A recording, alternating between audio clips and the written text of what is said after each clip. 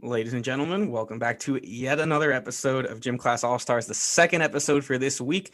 Last week, just a review, or last episode, excuse me, just a review of the wild mess that has been NBA free agency period. So this is going to be for everything else that we missed: baseball, college basketball, football specifically, the big ones, the big stories from the world of sports. And we're going to start with the MLB. Little bit of key news here. We're going to start. The Atlanta Braves signed Tampa Bay Rays pitcher Charlie Morton to a 1-year deal. Very solid pitcher. Went deep in the playoffs with the Rays, and the Braves trying to be the team that comes out on top of that division. Our Phillies division. What does Charlie Morton mean for the Braves trying to be the top team in that race? They're just trying to strengthen their already pretty strong core. They gave him a little bit more money than I expected, right? They gave him a decent sized contract. Yeah, I forget the actual number, but for an older pitcher, it was a hefty haul. Yeah, the jury's still out on if the Phillies will be able to re-sign Realmuto or if they'll be able to do any better. But Braves right now look like in the driver's seat, and we'll probably continue that for a little bit. Yeah, their youth with Acuna makes them a very scary team, but hopefully our Phillies got something up their sleeve to try and fight back a little bit. Not a whole lot of other free agency signings in baseball so far. Something that is kind of cool that will be happening this season, regardless of fans, is the White Sox and the Yankees will be playing one of their series at the Field of Dreams Stadium. Anybody who's seen the movie or read the short story, Field of Dreams, that stadium is in fact a legitimate place, and there will be a professionally played series there this season. That young White Sox team that was a very high seed in the playoffs this past season versus, the always solid Yankees. So it should be a very fun time, pretty cool thing. If fans are allowed, might be something you want to check out, if it's safe to go, of course. Were you a Field of Dreams kid or were you an Angels in the Outfield kid? Oh, for sure. Angels in the Outfield. My favorite Cards Against Humanity play I ever had was... So you're like praying to God or something like that. I was like, please pray to God, do not let this happen. And it was like, please do not let Angels interfere in otherwise fair baseball games. Big Angels in the Outfield guy. I am too. Both are great movies, but Angels in the Outfield has a special place for me. I would agree with that. Last thing on baseball, the Chicago Cubs' new president, Jed Hoyer, got a 5-year deal, so he will be the guy for the long haul for the Cubs. Was recently named president. The details of his contract had just come out. The 5 years is really the big part of it, that he is there for the long haul. So with that, we're going to kind of jump back to basketball a little bit here. Just a little bit. Just a little bit. No more, there were a couple free agent signings that we didn't quite get to in our last episode. I would go to Woj or Shames for that one, but we'll get to that as well next week. But for now, we're going to go to college basketball because the season starts tomorrow. There have been a lot of cancellations, and we're going to get to that. But the headline game tomorrow will be the number 3 seed Villanova versus Boston College. Point guard Colin Gillespie is a potential player of the year candidate. The hype around college basketball, though, it is back. We didn't get a tournament last year. As a fan, as a spectator, what's the excitement level here? I'm excited for college basketball to be back. With COVID and everything, any sports that I am at least moderately interested in is always welcome. Like even baseball, I don't watch a whole lot of baseball unless it's in person. That was a welcome sight to bring back, and especially when there were no sports on back in July. So with the NBA, they're ramping up. There's a bit of a downtime right now. Football it's there, but it's only I guess it's 3 days a week, but only one full day. Mm-hmm. College basketball is going to be much needed, and I'm very excited to have it back. Go Iowa. Go Luka. Yeah, no, Iowa, one of the teams' games has not been canceled yet. They don't play a top 25 team, and they're not on national television, unfortunately, but they will be starting their season, hopefully, playing as well as they're rated. Number 5 in the country right now, as we've mentioned before. As I mentioned, though, previously, a lot of games got canceled and have been postponed, and we're expected to see more of that. Tennessee just pulled out of the Jimmy V Classic. The big one that was canceled for opening night was Arizona State versus Butler. It's the 18 versus the 2. It was supposed to be the, comeback Jared Butler, another player of the year potential candidate, versus the young freshman Josh Christopher, who's a very highly recruited 5-star athlete, committed to Michigan, ended up going to Arizona State last second. We're going to see a lot of this year. we're going to see a lot of cancellations. As we've mentioned, it's much harder for colleges to keep the coronavirus under control. The topic I want to talk about is, do we think this season is going to finish? Are we going to actually get a tournament? Or is it going to be like college football? Is it going to be like where some divisions start late and it feels a little less legitimate? Just what are your thoughts on that? It's a shame that Baylor, Arizona State canceled. While that seems problematic for everything, I think like all the other sports, what's going to happen is you're going to have people testing positive. There'll be maybe probably a little bit of hysteria around it, but the season will go on. The season will have a tournament. I am very optimistic. I think we'll have a vaccine. I think we'll all be vaccinated, hopefully at the latest April. And I think by March, especially like college basketball players or people need to travel, I think they'll be all set. So my hope is they still take precautions. I'm a little uneasy about the whole idea of fans just because they're indoors instead of outdoors. And, that can be a little more problematic. It gets cold out, so you can't just do everything outdoors. We want street ball games, but could be fun. It probably would be electric under the lights, but as long as everyone is safe and they're taking precautions, there's no reason to immediately cancel the season. I think the NCAA will be fine. They're doing a pretty good job with college football for the most part, and it's got to kind of keep the course. Sure. I mean, you've seen models of the professional sports and college football. Obviously, they've been able to do this successfully. There's been talk about, if we get to the point of the tournament, that it would be in a bubble, more than likely, probably taking place after, the theoretical students finish their semester, all that fun stuff. So they are trying. They are going to cancel games more commonly than a professional sport would, just because travel is so much more difficult, and it's a little easier. You don't need some of the tune-up games, such and such. So I'm excited. I think we can get there, and obviously with Iowa being so good, I want to see us get there. But either way, again, as we always say, the safety of the players and everybody in the stadium is the most important thing. But so assuming the season happens, are you have any other knowledge on a potential player of the year candidate? I know we've talked a lot about Luka, but do you have anybody else that could emerge as a top guy? Well, no one in Lehigh is particularly great, and I honestly don't think Lehigh's even going to play this year, or at least for the time being. Unfortunate. Yeah, not really. They've let me down a lot. So, Garza is the one because he's coming back. But you had a guy from Nova that you want to talk about? I feel like that's probably a good. Oh, yeah. Colin Gillespie. I don't remember if he's a junior or senior. He's just one of those guys that's been there a while, knows the system very well. Jay Wright talks very highly of him. He's a guy to look out for. And another name to throw out on that list, Ayo Dosunmu for, excuse me if I mispronounced that, for Illinois. He's got that team back on the map. They were winning big games last season before the season got canceled. So I would expect a very, very good performance out of him this year as well. So with that being said, that's what we got for everything other than football. So before we get into football, I'd like to introduce a guest onto the show today, a good friend of ours, former gym class all-star himself, and the co-commissioner of the LVPD Fantasy Football League with myself. I'd like to introduce Ian Lewis. Ian, thank you for coming on the show. Thanks for having me. Of course. So a lot to talk about as we, again, didn't do our NFL report before this past week of games. So before we get into all that, we are going to start with the Hall of Fame list. The candidates and finalists were announced earlier this week. I'm going to highlight some of the big names. We got Peyton Manning, Charles Woodson, Calvin Johnson, Jared Allen, Rondé Barber, Torrey Holt, Hines Ward, Reggie Wayne, Patrick Willis, among all of those that have qualified as finalists. So I'm going to ask each of you guys, who would be your two locks to make it into the Hall of Fame this year? Alex, we'll start with you. Peyton Manning, obviously. I'm a big Peyton Manning fan. I would. Megatron's the shoo-in. I'll let one of you guys take that one. But I'm going to say I'm feeling Charles Woodson.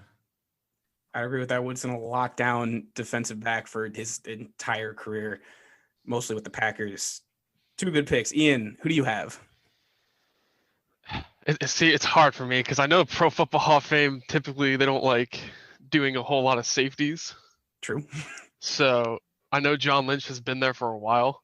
So I find it hard to give Charles Woodson the honor right away. So I'm going to say Torrey Holt and John Lynch are my locks. I like the Torrey Holt one. I also like the Torrey Holt one. That's a good one. I think between him, Ward, and Wayne, he probably has the best chance of making it right off the bat. All right. So yeah, we'll let you guys know who does in fact make the Hall of Fame. This list will get cut down at a certain point before the official winner is announced, I believe. But we'll get there as the season moves on. But speaking of future Hall of Fame football players, Tom Brady, first year in Tampa Bay, he's had a lot of success and he's had a lot of struggles. Last night was another struggle. He lost a close game to the Rams, threw 2 more interceptions. Why can Brady not quite put all the pieces together against the better defenses? Last night I was watching the game and was kind of intrigued because Brady showed flashes of greatness. The Tom Brady we've all loved to hate over the years because he was just so damn good. But then there were just moments where he looked so inconsistent. I mean, the first interception he threw, I don't know if he thought Mike Evans was going to keep running or if the hit had such a massive impact, but he just threw it literally right to the Rams safety. And the second interception into the game, granted, wasn't much better at all. Like, he just kind of threw a duck basically and got picked off, and the Rams ended up basically running out the clock. I don't know. I think it's the system. I don't think Bruce Arians, while he's a good coach, he's no Bill Belichick.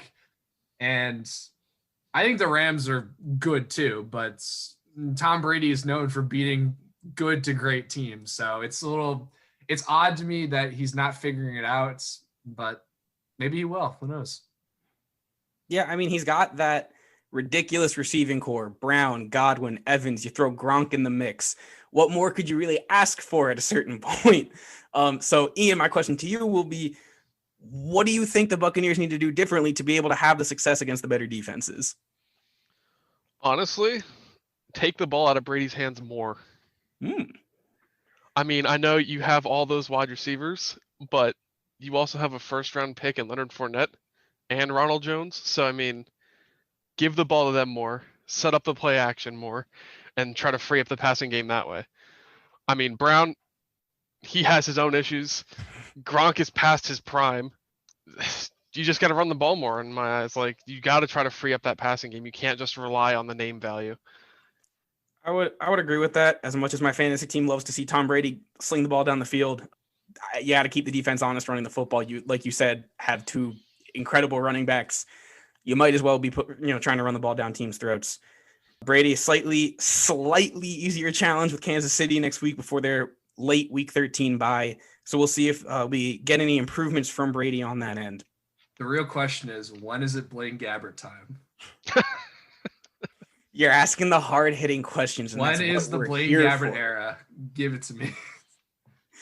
We'll get there one sweet, sweet day. All right, so I'm going to hop across the other side of the league, the AFC, the Pittsburgh Steelers, 10-0. The lowly Jacksonville Jaguars. Jake Luton did not have a good day against the Steelers. So at this point, Steelers are a lock for the playoffs, you would assume. No real way of falling out at this point. The question now we have to start talking about is who is going to be the team that beats them. Nobody's really projecting this team to go undefeated because that's not really the goal at this point anyway. But with the few and far between tough games remaining for the Steelers team, who poses the toughest threat to beat them? Alex, start with you, Ian. We'll go to you next. Team-wise, it's the Bills, but I'd be concerned about this week's game, and not because of like COVID and whatnot. I know J.K. Dobbins and Ingram both have COVID for the Ravens, but the short week is just not on your side. And the Ravens are the biggest frauds in the world right now. At the same time, though, that short week is probably beneficial to them at this point. It's not on your side, but I think the Bills are the best chance team-wise to beat them, but schedule-wise, this Thanksgiving game may come back to haunt you, unfortunately. Yeah, that short week is a good thing to mention. The Ravens are a little younger than the Steelers at this point. Ian, who do you think is going to be the team that can knock off the Steelers? Now, shocker, I think the Steelers finish 15-1. Oof! That one loss, though, I think is going to be an an old-fashioned like 6-3 game against the Colts. Okay. I think the Colts defense is going to give them problems. I agree with that. The Colts are the team I'm looking at right now. Like, I agree with Alex. Like I said, that short week is going to benefit the Ravens more, but it's home for Pittsburgh, whatever that means at this point. But the Steelers looked pretty comfortable against the Ravens last time. I'm not concerned with the Bills. Their defense sucks. Josh Allen I'm just going to say he's going to be exposed against the Steelers defense. You're probably right. With that being said, though, I have a lot more confidence in Josh Allen than I do with Phillip Rivers. That's a valid point. That's the other fair. thing. Like, Phillip Rivers kind of sucks. He's kind of the worst Ben Roethlisberger, if you can imagine that at this point. He's beta Ben Roethlisberger at this point. Exactly. So all we have to worry about is Nyheim Hines scoring 2 ridiculous flip into the end zone touchdowns. Yeah. I'm not concerned about wide receivers Marcus Johnson and Michael Pittman Jr. But to Ian's point, their defense is very good. I would say the second best defense to the Steelers. Ben's been good, but you can definitely find ways to beat this old shell of a Ben Roethlisberger. It's very possible. James Conner has not been running the football exceptionally well recently, with the caveat of this past week. It's possible.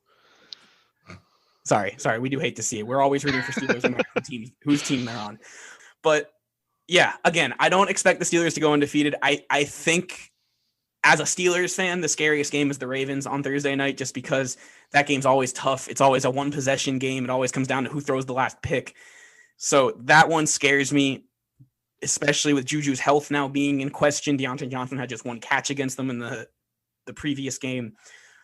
But the Colts are the other team. At this point, though, the Bills, it all lies on the shoulders of Josh Allen. And usually when that happens, it's a lot to ask out of a young guy. But we'll see. Are they in Buffalo for that, though? They are in Buffalo for that game. That's the only thing where I know, the Steelers can play in weather, but like you're pushing a December game against Buffalo, like that favors the Bills in that case. But yeah, we got to see if Josh Allen comes to play, and that's been a question mark this season. No, it does. It does. So we will see, and will make sure myself to keep you updated on the Steelers record moving forward. Going to stick with the AFC North here. Unfortunate news to bring to you guys. Joe Burrow tore a lot of his knee, his ACL, his MCL. There's structural damage. He is out for the season, potentially more, honestly. Obviously, that's a huge, huge hit to the Bengals during their rebuild. This was going to be their future guy. Just mentally, as that organization, having the struggles that you've had over the years, what is the next step moving forward? Well, I would take this year as, an unfortunate, it was an experiment, probably wasn't the right result of said experiment, but get a high draft pick. Don't draft Trevor Lawrence. I don't think he'll be there for you anyway, but get a piece, get linemen, get pieces around Burrow. Cause if you can protect Joe Burrow, you're going to be a pretty phenomenal team. They have some wide receiver pieces. They have, got their running backs. And also bolster your defense, because if you can give Joe Burrow some protection with his lead, you're going to be okay. That guy is a winner. He has showed up this past season despite having such a horrible and mediocre team. So I think the future looks bright as long as they can draft reasonably well and sign a few people. I'd agree. Ian, do you have any thoughts on what the Bengals should do moving forward? So I don't know if any of you saw this at halftime last night, but Booger McFarland said with this whole injury and him might not being ready for next season, to sit Joe Burrow all of next season. Okay. That was the dumbest thing I've ever heard. I would agree with that. But no, as much as I like defense, I think Bengals should just sell out and upgrade every position at offense possible. Like, I don't care if they have a crappy defense. Joe Burrow can win you shootouts if he has the pieces around him. Bolster that offense as much as possible. Let Zach Taylor and Joe Burrow do their thing and make every game a shootout and focus on defense after. Yeah, I think I'm on that page, because you see Burrow go down. Mixon just got put on IR going into this week. Clearly that line isn't doing what it's supposed to do. I think that's the first step. We saw the Raiders have vastly improved from last year because they spent so much money investing in that offensive line. It does pay dividends. protecting your young guys and your star players is extremely important, but you cannot forget about defense. You do not want to become the Atlanta Falcons. Nobody needs to become the Atlanta Falcons. And especially in the AFC North. Like, you need a reasonable defense with how good a lot of the defenses are in that league, in that division. Yeah, I agree with that. Even the Browns, who have their defensive struggles, can do things on defense to keep themselves in games. I'm sure they can. The Browns. We'll get to that We'll later. get to this. We'll get to this, guys. Ian's on the show tonight to talk specifically about the Eagles, and we're gonna get to that. Don't you worry. So before that, though, we're gonna do a little rundown of the playoffs and then talk about some of the circumstances that we're in here and the past games that have happened. We're gonna start with the AFC. So, as I mentioned, Steelers still undefeated. They are the number 1 seed, but 1 game behind them is the Kansas City Chiefs. Now, if the Steelers were to lose a game to an NFC team, which I believe the only one we have left is the football team, if that was the Steelers' only loss, they would still hold the tiebreaker over the Kansas City Chiefs based off of conference wins. The only way the Steelers lose the tiebreaker over the Kansas City Chiefs is if they lose an in-division game, probably to Baltimore. That being said, with it still being just a 1-game lead right now, do you guys see the Chiefs ending up as the 1 seed instead of Pittsburgh? Not because of the tiebreakers. That's the only reason why. I guess before we get off the topic of the Chiefs, that Sunday Night Football game, like, Patrick Mahomes is now the runaway MVP. That man is unstoppable. And I know I was on the Russell Wilson hype train for weeks. I have flipped. I'm on Patrick Mahomes winning MVP. Every play is him moving around in the pocket or running around and somehow managing to throw sidearm dimes to people who are just incredibly open, extending the play. He is something special. And he is, I don't care if he doesn't win another Super Bowl, well deserving of that contract, because holy shit, he is phenomenal. High praise of the former MVP Super Bowl champion, Patty Mahomes. Ian, do you see it any differently, or do you see the Chiefs as the top seed in the AFC at the end of the year? I mean, like I said, I see the Steelers going 15-1. True. So, I mean, I think the Steelers got that. Chiefs can try, but I don't see the Steelers losing that 1 seed. The Chiefs' schedule is also a lot rougher than the Steelers. Like, they go. I was about to say, what do we think the Chiefs' final record is going to be in this? If in the theoretical situation where the Steelers go 15-1. Well, they play at Tampa Bay. They play at home against the Broncos. They play in Miami against the Dolphins. They play in New Orleans against the Saints, at home against the Falcons, and they finish off the season at home against the Chargers. That's not a cakewalk. The Bucks game, and even the Dolphins game and the Saints game. Miami's not an easy place to win. It's unfathomable, but yeah, you're 100% right. And I could see them. I want to say they'll beat the Bucks, but the one time the few times Mahomes and Brady have played, Brady always gets the best of him. So who knows about that? I think the Chiefs will go 13-3. 13-3, I think is, because some of those close games they're still more than likely going to win because they're the Chiefs. They're, like you said, Patty Mahomes. You don't stop that guy.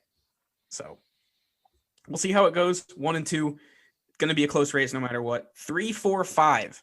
All 3 of these teams in the AFC have the exact same record at 7-3. The Bills, the Colts, the Titans. The Bills hold the overall tiebreaker, and then the Colts hold the tiebreaker over the Titans because they won that head-to-head matchup on Thursday night a few weeks ago. You talk highly, Alex, about Josh Allen, occasionally. To a degree. To a degree. Do you think the Bills are going to lock up this 3 seed at some point, or are they just going to kind of let the Colts hang around until, they pass them eventually? Because that seems like what's been happening so far. I think the Colts will get the 3 seed. I think the Bills will stay in 4, but, I think the Bills are, I hate to say they're the worst division leader, but they are, because just how stacked the other 3 are. That's valid. Yeah, the Steelers, Chiefs, Bills have all been having phenomenal seasons. Ian, Colts or Titans? Who's going to come out on top of that division? Titans. I'm all aboard the Derrick Henry train. That's a big train. I was skeptical though up until this past week because they have not looked good, and they pulled out a pretty convincing win against the Ravens. Convincing, I hesitate to say, just because they the Ravens are a little bit of they're frauds. I love hearing this. Music to my ears. Yeah, no, the Titans a monster win. Derrick Henry had a terrible first half and then ends up scoring the game-winning overtime touchdown like Derrick Henry does. The man doesn't really get stopped. Just give that guy the ball. Yeah, 30 times a game if you have to. Literally, though, I hate how everything came out about the Ravens going, the defense knows our plays. I'm like, yeah, because you run the same 5 plays over and over again, and no one stops you because you have Lamar Jackson, who's a freak athlete. And then people are like, okay, let's change it up. And they're like, what? You can do Everyone that? loses their minds. I hate it. I'm a huge fan of the Ravens not figuring it out quite yet, as anyone can tell. We're going to cut that. I'm a huge fan of the Ravens. Just cut. Oops. No, thank God Korean's not here for that. All right, so to round out the bottom of the AFC, I begrudgingly say that the Cleveland Browns, in second place in that division now, are the 6th seed in the playoffs. They're also 7-3, by the way, but they hold the lowest totem pole of the tiebreakers. And then the 7th seed is the Las Vegas Raiders. Got it right this time. And then in the hunt, we have the Ravens and the Dolphins still very much competing for these playoff seeds, but also at the lower end of tiebreaker totem poles. Between the Browns, the Raiders, the Ravens, the Dolphins, what are the 2 we expect as those 6 and 7 seeds? I would probably keep that consistent. Maybe the Ravens would jump the Browns, but I think the Browns, I'd rather have them in the playoffs than the Ravens. I think Browns are the better team right now. Damn. Ian, any different thoughts? No, I gotta stick with how it is right now. I don't see any significant changes. All right, I'm going to throw one wrench in the pipe here. Don't you dare say it. I'm going to say it. The Dolphins are making the playoffs. Stop. They're making the playoffs. What do you mean? They lost to they benched Tua. You can't against that the was a Broncos. coaching error. Let me try and justify it. An error? What do you mean? The Dolphins are the team that can just hang around in football games. And when you can hang around in a football game, you can win a football game. They made the mistake of subbing out Tua. I don't know why it happened, but it did. They thought Fitzpatrick gave him a better chance. The Dolphins have a relatively easy stretch of games coming up until the back half is a few tougher games, but schedule-wise, and if their defense can get hot again, I see it happening. I'm not fully sold on the Raiders yet. I'm never going to be sold on the Browns or the Ravens, but I, at this point, would honestly say it's going to completely flip, and it's going to be the Ravens and the Dolphins. I don't know. I'm just distraught just from hearing that. The Dolphins. It's okay. I am not totally a biased Miami fan. I will say that this is just a coincidence of the year. I mean, the Dolphins got to play. They play the Jets. Okay, fine. They'll win that. They'll play the Bengals. They'll win that.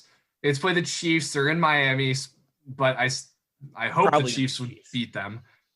They play the Patriots in Miami. I think they'll win that.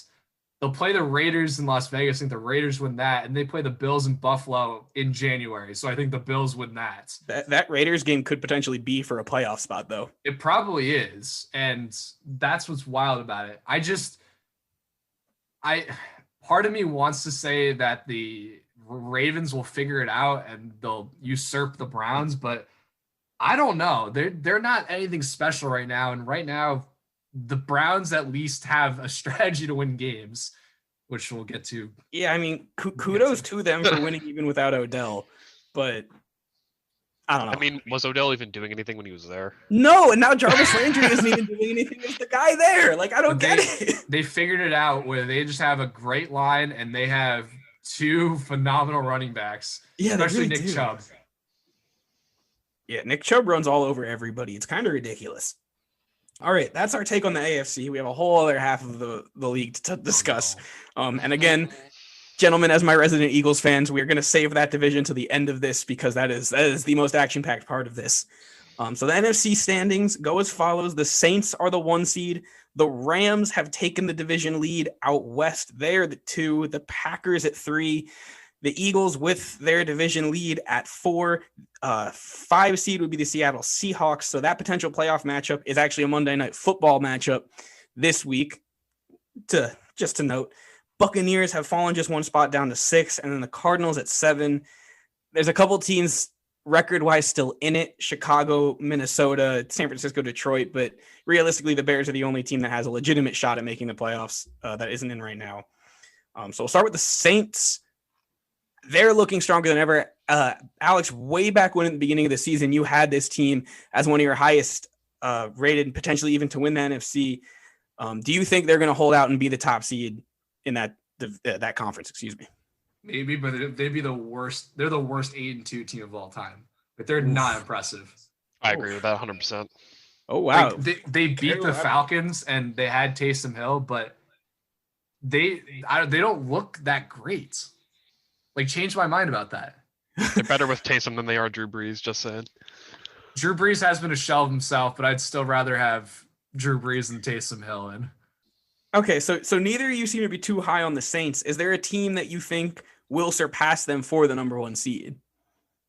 The Packers probably have the best shot. I don't think it's going to be the Bucks. It's definitely not going to be anyone from the NFC East. I can guarantee that. Anyone you think, Ian? I was going to say Packers. I think this is going to be a good year for Aaron Rodgers. Okay. Also, though, with the Eagles at the 4 seed and the Seahawks at the 5 seed, if I have to play Russell Wilson again in the playoffs, I'm going to lose my mind. Yeah, I'm not scared of the Seahawks this year. Well, I always am. If they face the Eagles in the playoffs, call me crazy, but I'm expecting the Eagles to win that game. No way. No way. No way the Eagles beat the Seahawks. No chance in hell. I'm going to be honest. I don't think the Eagles would win that game, but I do see the very legitimate world where they do. The Seahawks defense is historically bad. Yeah, and the Eagles offense is historically bad. Russell Wilson hasn't played that well lately. Yeah, Russell Wilson recently has slowed down, and the Eagles, like, when they click, they do look like a real football team. It is just they click like 2 possessions a game. We'll save that till the end. We'll get to the So I want to talk about the NFC West. That's the Rams, the Seahawks, the Cardinals, and the injury-prone 49ers. So the last 3 weeks, we've seen a different team leading that division at the end of each week. This time, it's the Rams. Last week, it was the Cardinals. The week before that, it was the Seahawks, who had been holding it for most of the season. Who is the team? First of all, is there going to be a team that can like kind of rise above and take the reins, or are we just gonna kind of see it flipping until week 16 or 17? I think it's gonna keep flipping, or like it's gonna be each team's gonna be within a game of each other until the last 2 weeks. I think the Seahawks are ultimately gonna take it, which would keep my sanity pretty solid because I think they're the best team in that division. But I don't know. Like that's a tight race, and it's made a lot easier by the fact that they got a chance to play the NFC East, and I think they got a chance to play the AFC East too. So two very suspect divisions in football. Sure. Ian, you weren't speaking too highly of the Seahawks. Same thing, the Eagles can beat them. Who do you see coming out of that division? Rams, 100%. Rams, 100%. Okay, cool. Because that brings me to the next point I wanted to bring up. Is this the year Jared Goff gets back to the Super Bowl? No. It's tough. NFC's rough. Either one of you, go ahead. I see the Rams winning at least 4 more games. I agree. They really have impressed. Like, I was pretty low on the Rams going into this season, and they keep just nudging their way back into relevancy, in my opinion. I see them making a deep playoff run, but ultimately, I think the team to represent the NFC in the Super Bowl is going to be the Green Bay Packers. Okay, that is Ian's pick. Alex, do you have a different pick? Going off the Rams, their final schedule is they play the 49ers at home, which they'll win. They have to play the Cardinals twice. Ooh. They play the Patriots and Jets, so they should murder the Jets, and they should probably beat the Patriots. Both those are at home, so I think that benefits them. And they got to play the Seahawks. So they got a lot of their divisional games left. But 3 wins is, I think, very logical. 4 wins definitely is now the realm of possibilities. It really depends how they play the Cardinals because we haven't seen that matchup yet. All right. I think I'll stick with Seattle. I did lose some faith because of their defense. It sucks. There's no way around it. But I have faith in Russell Wilson and a healthy Chris Carson, as does my fantasy football team. So we're going to hold out faith for Seattle. But I'm going to be honest, the Rams are that team that's rising.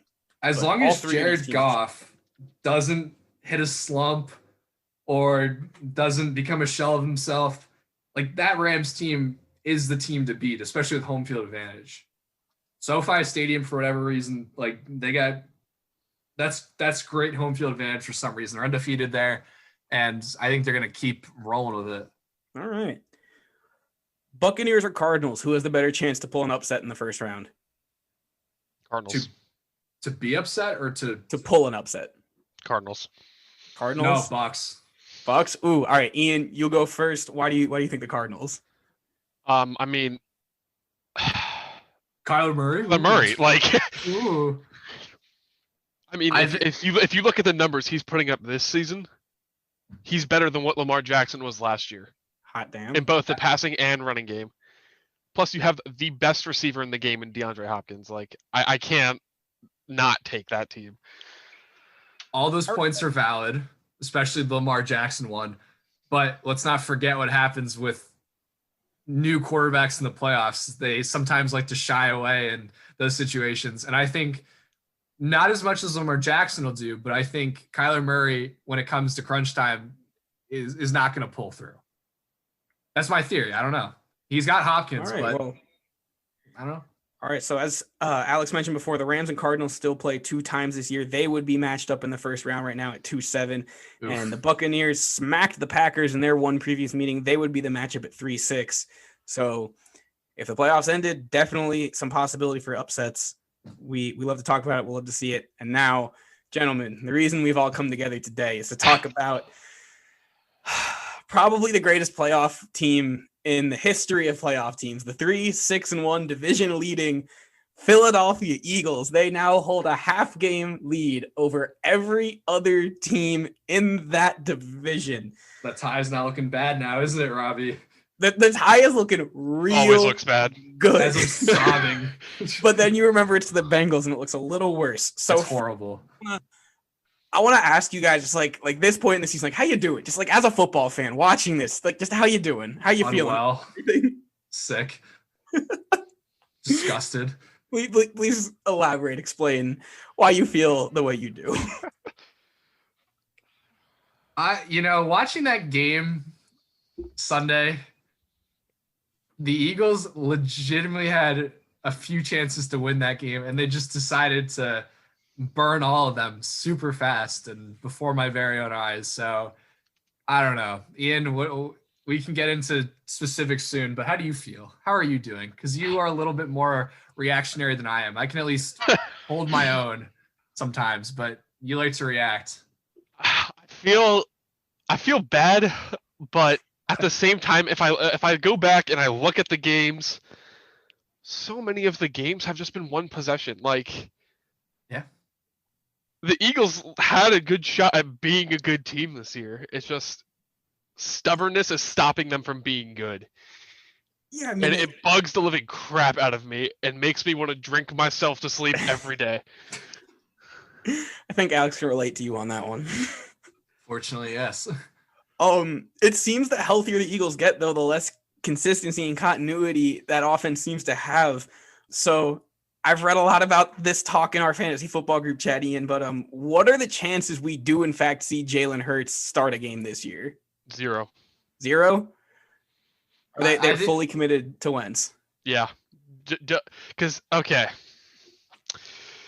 My whole thing about this is you just paid him $100 million last season. That's true. So you don't want to see him ever hit the bench. 2, Jalen Hurts, he's a rookie. And in college, he wasn't that great of a passer. What makes you think he's going to be better than Carson Wentz? And I think Doug knows that. Because if you put Hurts out there and he plays like garbage, well, then it comes back to, it's just Doug Peterson with bad coaching. And that's just going to increase his chance of getting fired. So if he wants his job, he's going to keep Wentz in. That's a good point. Alex, looks like you have a slightly different opinion. Jalen Hurts will only play a game if the Eagles are out of playoff contention or like we're not letting anyone get hurt. Like that's the only reason. He's not going to play a legitimate, or unless Wentz gets hurt too. But no, I disagree with that. I think Carson Wentz, the fan base is split about. I think Jalen Hurts, though, if he just comes out and sucks, I don't like that. There's legitimate reasoning that could say that he's just not a good quarterback or not up to snuff with the NFL caliber play. Now, Carson Wentz, I have been with him for the past 5 years, but I am on the verge of giving up on him. I'm actually fed up with him. That's the funny thing, is I was against Wentz until recently. Why? Why are you? I mean, like, why? when the Eagles traded up to the number 2 pick, I wanted them to keep Sam Bradford and draft Ezekiel Elliott. I forgot the Eagles had Sam Bradford. I did not want them to draft Carson Wentz. I was so against that pick. Okay. I wanted Ezekiel Elliott and Sam Bradford going. That's fine. But even after the MVP caliber season, I know he gets hurt and, Nick Foles becomes the hero that Philly desperately needed, which was awesome. You then have next season, he comes back, iffy QB play. Nick Foles puts some, that brilliant win in Chicago off the double doink. An Alshon Jeffrey drop away from potentially beating the Saints. If Jeffrey catches that ball, Eagles win the Super Bowl again. I still think the Rams win that next game. I know the Eagles beat them before. Eagles have the Rams number again with Sean McVay. If they win that game, they beat the Rams and they're going to the Super Bowl. But I think they beat the Patriots again. I love revisionist history, especially when it benefits me. I guess to move on from that, though, last year was iffy because Carson Wentz, for the most part, didn't play well up until the very end of the season. But the predominant theory was he had practice squad players everywhere, whether it was especially the receiving core. And, Greg Ward Jr. happened to be a reasonable standout for what was going on. His line was demolished to a degree. But this year, even, I know the injuries were prevalent in the beginning. You got a lot of people back. I know Jason Peters absolutely sucked this past weekend. But the thing is, Carson Wentz is just making horrible decisions. I know he doesn't have as much time as he'd like, but he is just not playing well. And I don't know how much you can place on the coaching staff. Like, I know you can blame them all you want, but to a degree, it's part of what is Wentz's fault. If I had to assign percentages, 60% of this is on Doug, 30% is on Howie, 10% is on Wentz. You got to give a little bit more blame to Wentz. I would agree. Okay, here's the thing. He's shown he can play at an MVP caliber level. Yeah, he has shown that. What did the Eagles do to reward that? Gave him a contract. Oh, okay, we're going to use a second-round pick on a quarterback when second-round picks in this league nowadays are starters. So, okay, instead of helping him out, let's just smack him in the face. Oh, yeah, and we're also, not going to draft the best wide receiver possible. Like, he goes out, he gets you into the playoffs with an amazing season. What do you end up doing? Okay, yeah, you give him a $100 million contract, but you refuse to give him even decent help. You build a statue for his backup. Well deserved. You go out, use a second-round pick to draft another backup. Like, the dude had 4,000 yards with his number 1 receiver being a quarterback. I get that, but he's also you cannot expect him to play at that level every year. And if you think Carson Wentz is injury prone, go look at Ben Roethlisberger. They've played the same amount of possible games in their career. Hey. Ben Roethlisberger is a goddamn legend. That man won an AFC Championship game on a goddamn broken ankle. That's my point. If you look at the percentage of games they've played in, out of like the possible amount of play, they're similar percentages. That's not good. Like, Ben Roethlisberger isn't a model for health per se. Sorry, Robby. We're just gonna keep ripping on you. No, you're good. Ben has missed a lot of time over his career. The difference that set doesn't show is that Ben Roethlisberger has won 2 Super Bowls. Yes. Made 3. Carson Wentz has made 1, technically won it, sure, but he didn't play in it. And it's, Ben is able to play through a lot of injuries. Carson Wentz is not able to play through a lot of injuries. That's my main concern. That being said, I don't like we say more. I think I agree that more than 10% of the blame is on Carson Wentz, but I don't necessarily know if it's more than 20% because Carson's been bad. He's made a lot of dumb decisions. He is definitely not part of the solution. I don't think he's a long-term option in Philly, but he can only do so much when your roster is constantly changing based off health variations. You're already, the Eagles, they suck. They do have a relatively tough schedule, all things considered. That whole division does, because they have to play the Steelers division. They have to play the Seahawks division. It's those are 2 tougher divisions to have to go through, especially on a down year.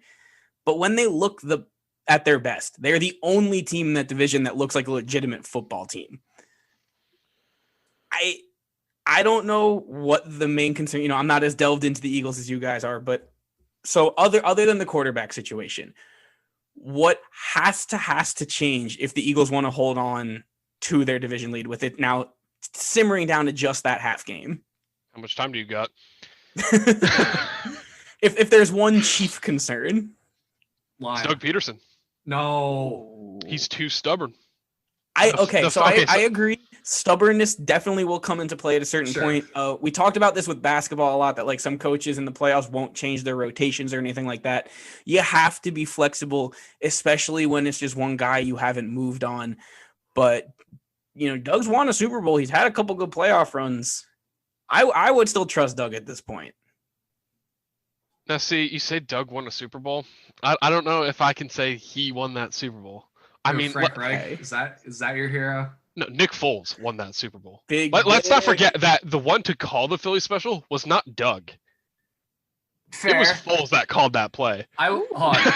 To go back though, that offseason after they won the Super Bowl, I was very distraught when Frank Reich left to take the Colts job, because I know Frank Reich. Screw Josh McDaniels.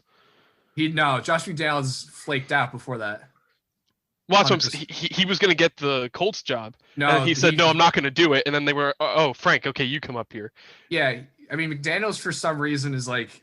If McDaniels were there, we would have still had Frank Reich. Yeah, I mean, Frank Reich would have got a head coaching job at least by the following year if he didn't get one that year. But I don't know. I miss having Frank Reich because I know he's great at his job and showed with the Colts, especially this year.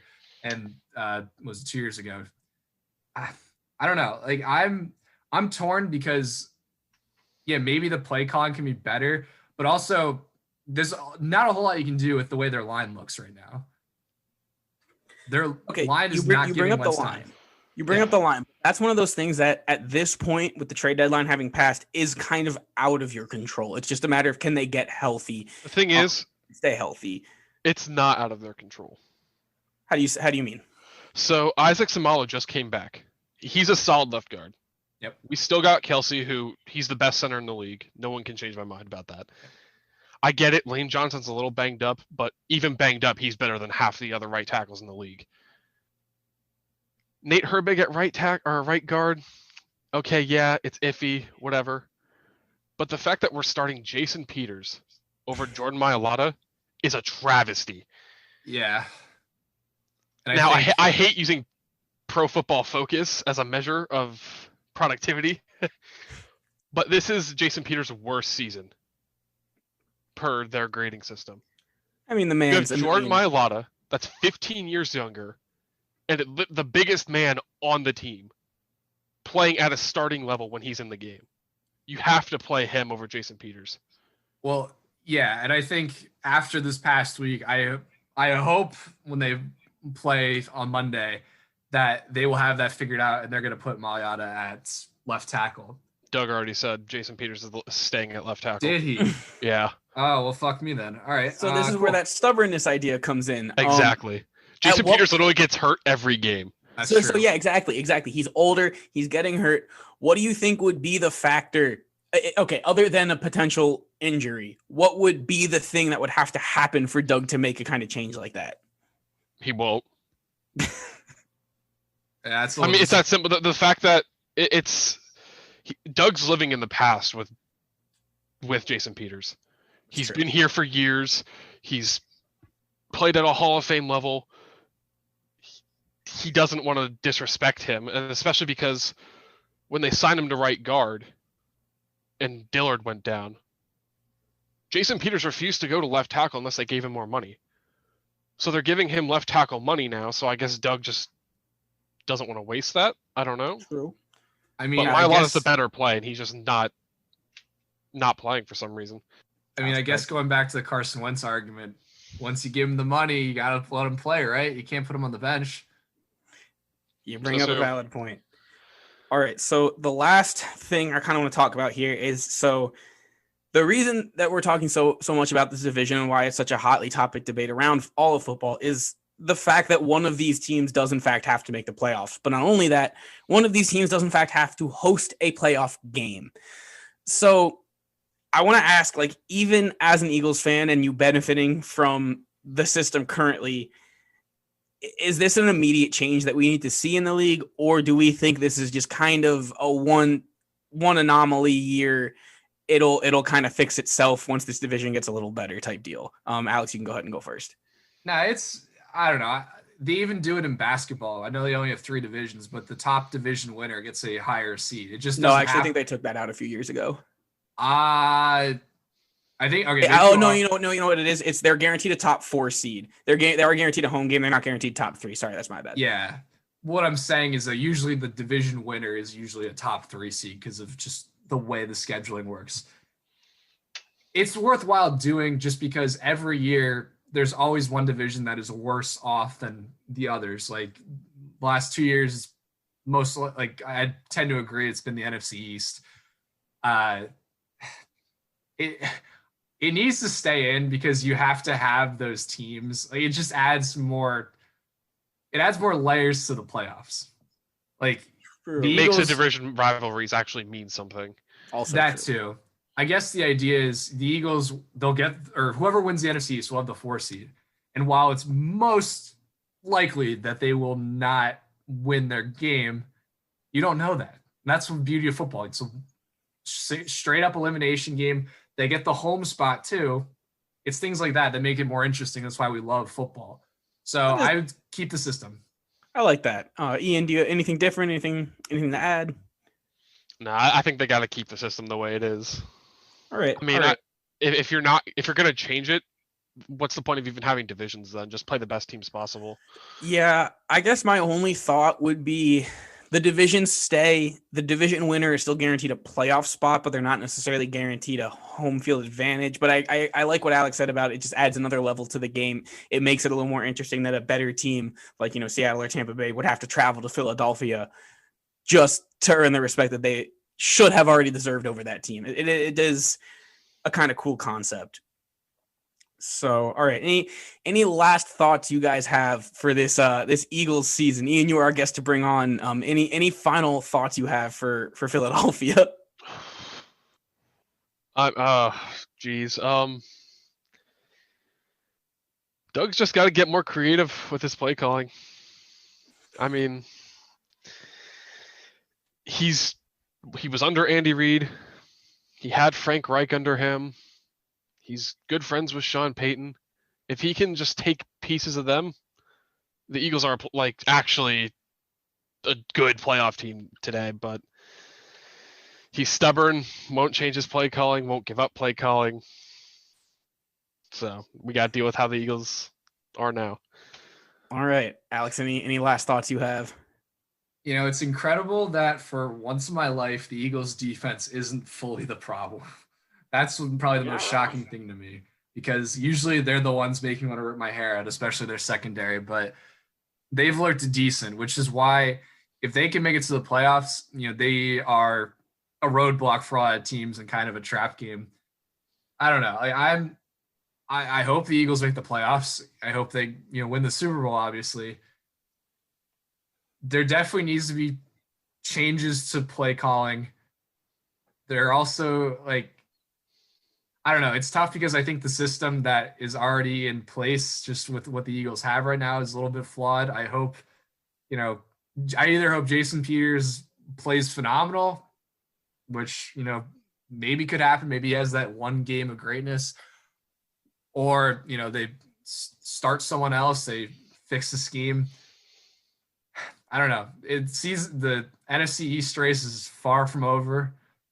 Hopefully the Eagles come out on top, and I hope it works out for all parties involved. Yeah, it's gonna be fun. It's gonna be a tight race. Like I said, just a half game now separating the Eagles from the rest of the division. And God, must be a really odd feeling to know what it's like to lose a football game. But who am I to talk? 6-9-1. Heard here first. Sorry, I had to take the cheap shot here. Ian, thank you for coming on. We appreciate the perspective you gave to us here, especially on the Eagles. Really interesting stuff, especially the commentary on Doug Peterson. I'm a big fan of the coach needing to just wake up a little bit, see what they can do. So again, thank you for coming on. We're really happy to have you here. Thank you for having me. Thank you, Ian. Of course. All right. Hope you guys all enjoyed this, part 2 essentially of this week's episode. Got the NBA, we got the everything else. We will be back next week with a probably more normalized type episode, superlatives as well, all that fun stuff. So thank you for tuning in. We hope you enjoy the content. And again, we will be back next week. Take care, everyone. If you're getting annoyed with your in-laws, make sure to give us a listen while you're in a coma downstairs. Hiding in the bathroom, etc. Yeah, or watching football. Yeah. Also true. Everyone stay safe. Enjoy Thanksgiving. It's one of my favorite holidays. First time in a while I'll be able to spend it with my grandparents, though, which is unfortunate, but glad to be healthy and glad to be with my parents. So take care, everyone.